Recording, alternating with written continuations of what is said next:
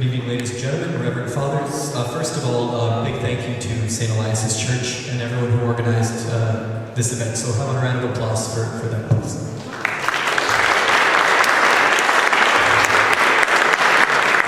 And also, how about another round of applause for the great choirs that have sung today. It's been really amazing to hear them, and I especially liked the idea that we get to hear 3 different Lord's Prayers in one night. And I really hope that this continues and we have more of these pan-Orthodox concerts. They're really great.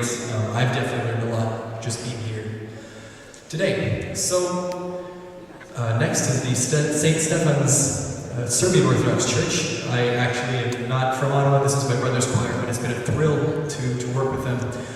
And we're going to do some selections from the liturgy, and we have one selection we're going to open with from music from Great Lent. And I just want to encourage everybody here to donate as much money as you possibly can to this cause, whether it's $5, $10, $20,000.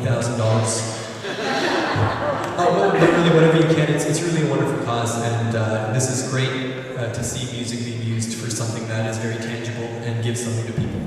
So thank you to everybody who came, and please welcome the St. Stephan's Serbian Orthodox Church.